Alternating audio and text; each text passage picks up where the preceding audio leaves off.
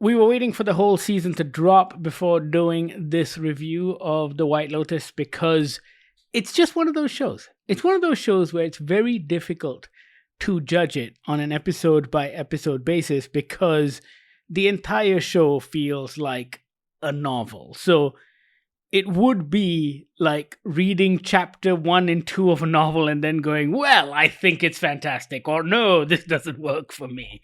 And with The White Lotus, it feels like Mike White has always structured the show in that way, which is why, Bahir, whenever I hear complaints about the show unfolding too slowly, I'm like, did you not watch season 1 and 2?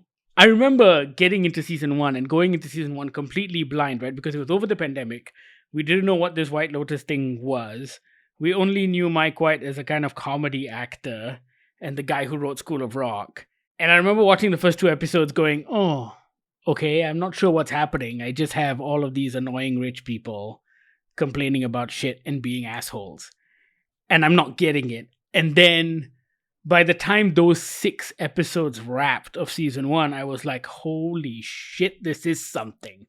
And so I think the best way to go into season 3 is to expect more of the same, which is kind of what we got. I will say that it isn't as strong as season 2, which is my favorite season so far.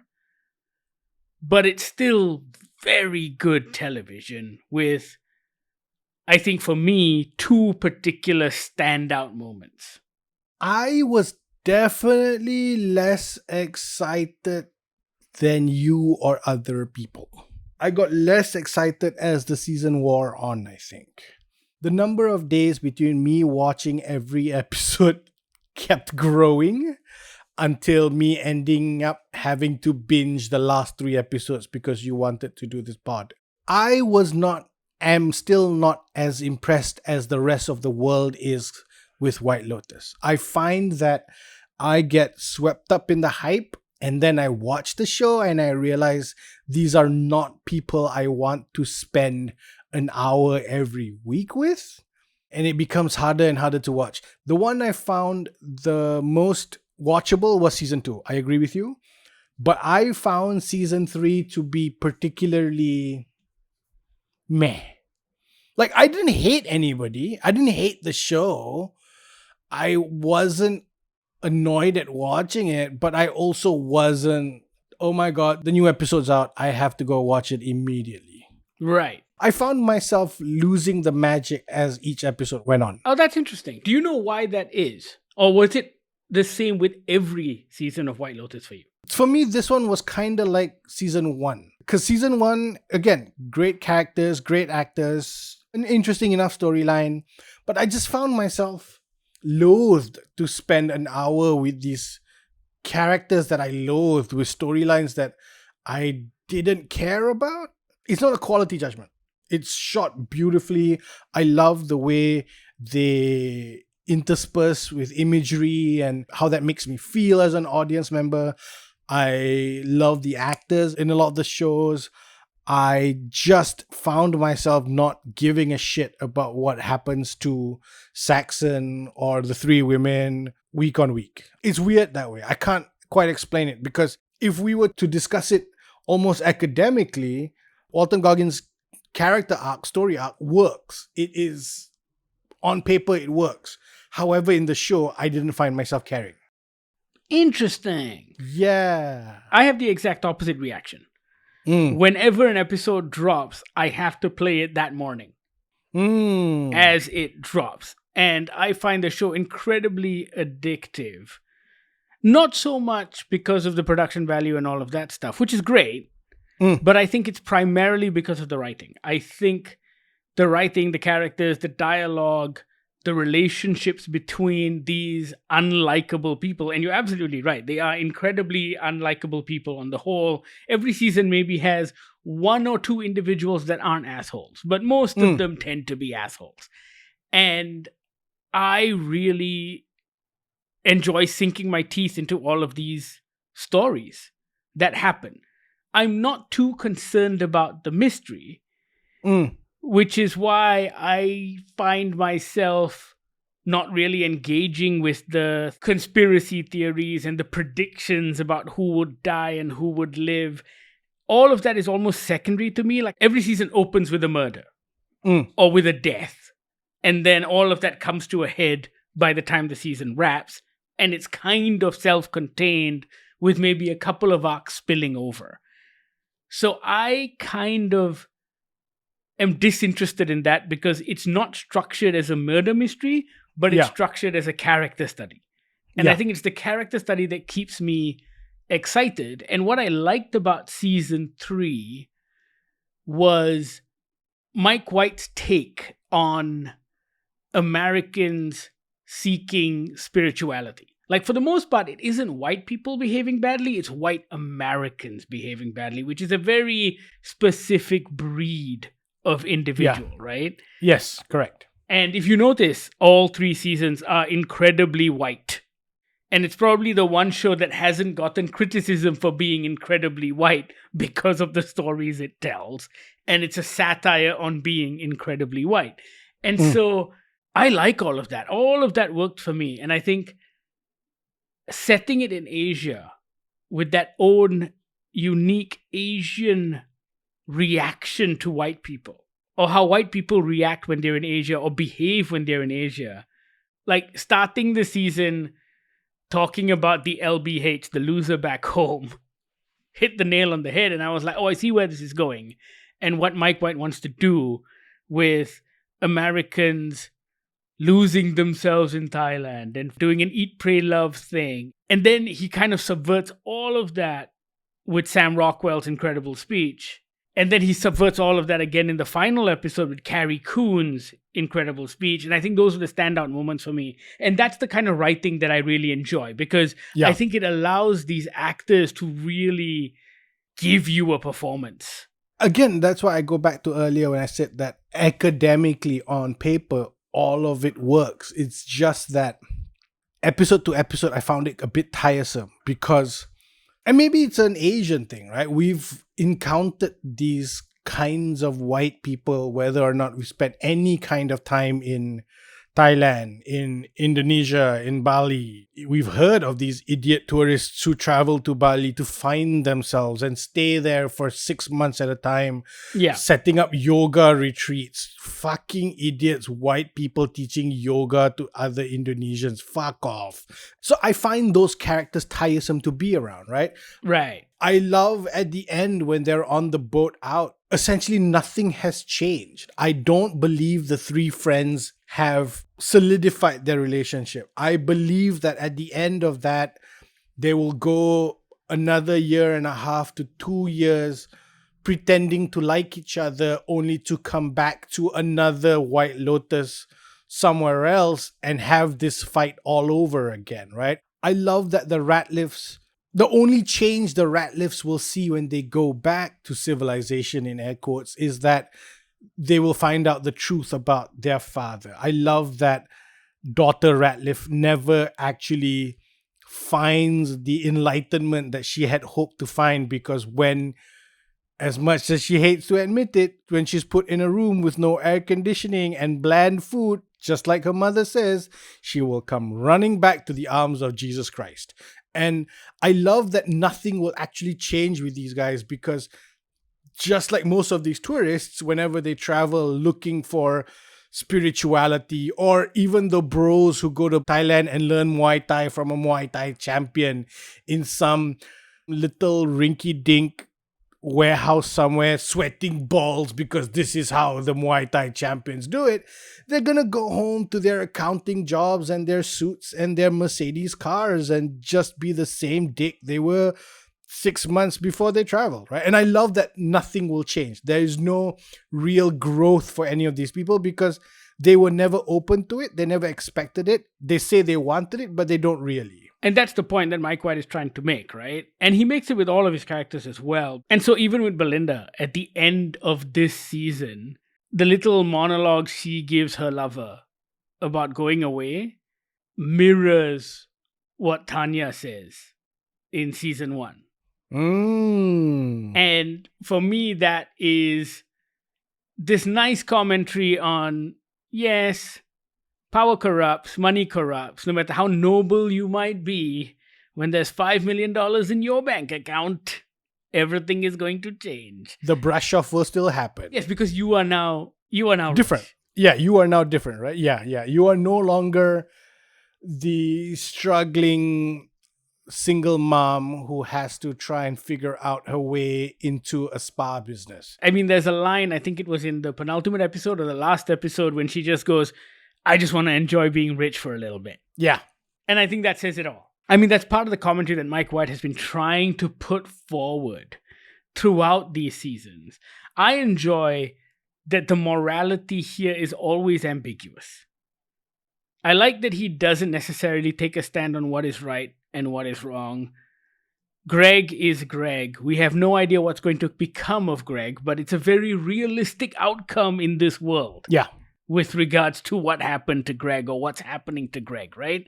A lot of people will and can get away with murder if you are rich enough. I also love that Greg doesn't hire local gangsters to kill Belinda. I love that Greg does the math that Zion does and says, yeah, this is 1% of my wealth. Fuck it. I'll just buy her out, right? If she comes back later for more money, is later's problem. Today's Greg's problem is I can buy this woman off for 1% of my wealth and not have to worry about Interpol and the Thai police and the Italian police and the American police.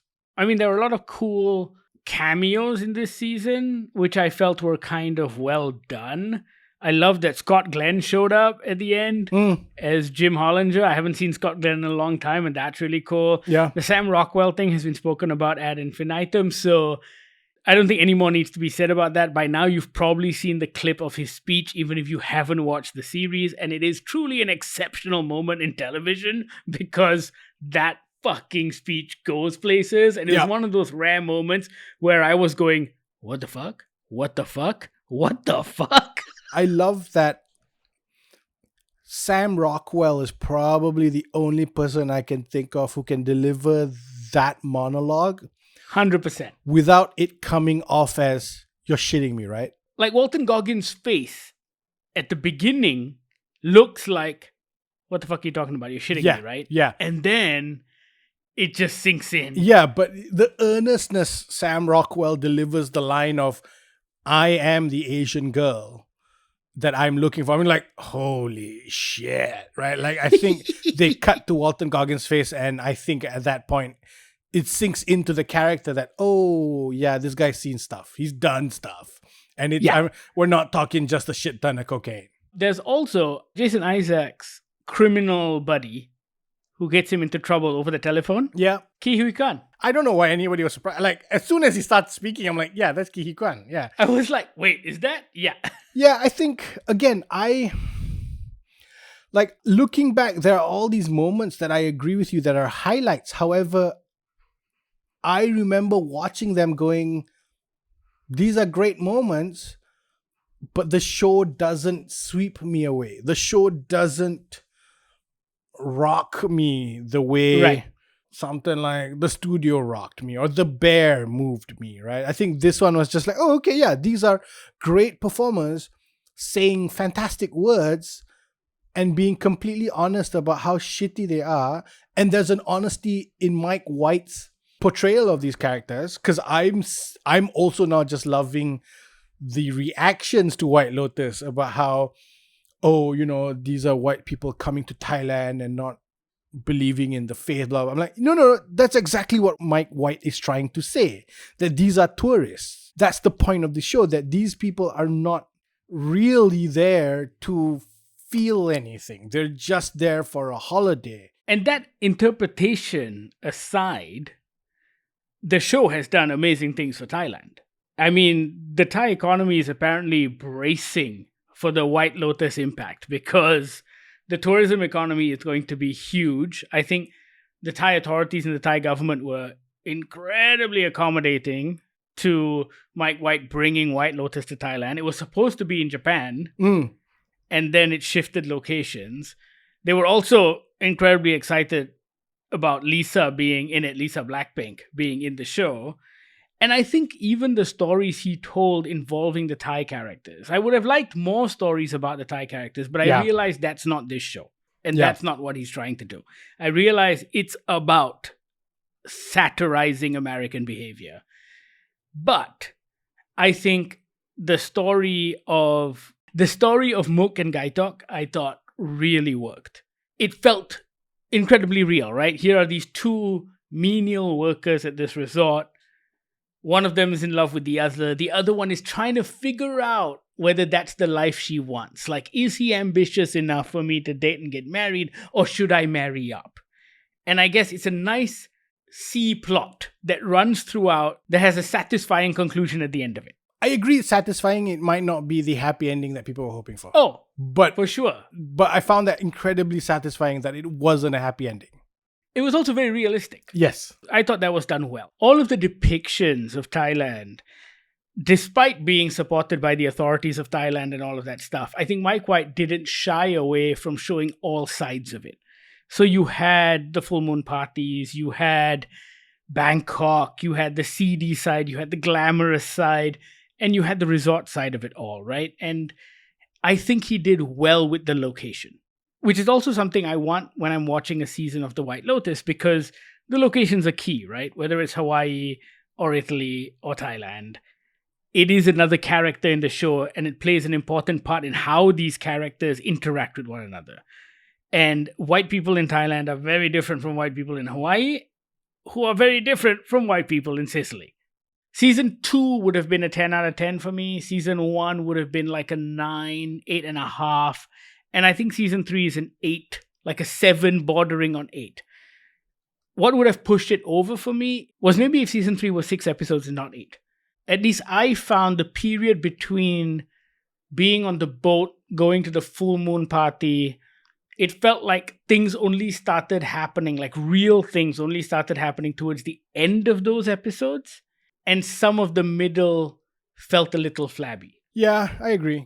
I think the episodes just before that, I think in a lot of ways you knew where they were going, so just get there already. Like, I love Jason Isaacs. And I know it's a very realistic depiction of someone on the verge of a crisis and not knowing what to do, bordering on suicide. But at the same time, there were many episodes of him in this daze. Yeah. And I felt like I need more from Jason Isaacs. I also feel that maybe are there too many characters this time around? Were there too many storylines that the writers were trying to juggle the writer was trying to juggle compared to the other ones? Because the other ones felt tighter. The other ones, season 2 felt a lot more exciting. Season 2 felt... I think just fewer episodes, man. Season 1 was 6 episodes. Season 2 was 7. This is 8. The last episode was an hour and a half. So there is an extension of time, and maybe we felt that. Yeah, maybe. I think the way he captures these relationships are really spot on. Like, the 3 best friends on holiday, I think, is such a perfect encapsulation of women traveling together. This idea that when they're a trio, they are one way. And then when they're split up, it's like 2 gossiping about the third. But that combination keeps changing. I think that dynamic is very real and very accurate. I was speaking to my wife about it, and she was like, yeah, it's very scary. I hope none of them die because I have a duo of friends I always travel with. That was amazing. I think the brothers' relationship, I think the daughter of the Radcliffes who wants to go on the spiritual retreat, I think the way he draws all of these characters feels like people I've met before, or feels like people I've heard of before. And all of that feels very, very accurate. I don't have to suspend any disbelief when I am watching this show because I know these kinds of assholes. Yeah. I think that's stunning. Like, that's amazing. I understand the hype behind all of that. And I think it's very rare that we see writing like this on television. And I think it's very rare that the audience is given this much mutual trust.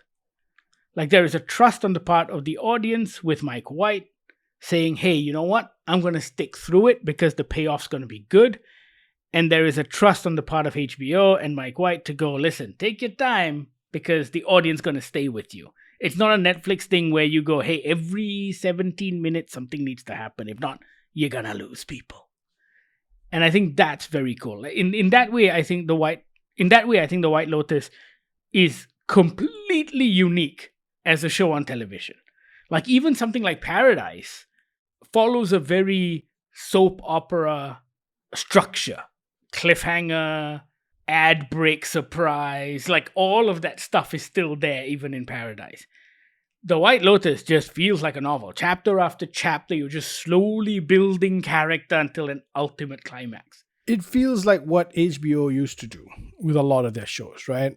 Oz, The Sopranos, even something like Sex and the City when it was good. But even then, those things still had episodic stories. I agree. And I think that's sort of a measure of the time. But I feel like at this point in 2025, if you're tuning in for an HBO show, you know you're going to get not necessarily challenged, but you're not going to be babied as an audience. You're not going to be spoon-fed stuff. You're going to have to pay attention. You're going to have to put down your phone to fully enjoy the experience of the story that is being told in front of you, right? The same with The Last of Us.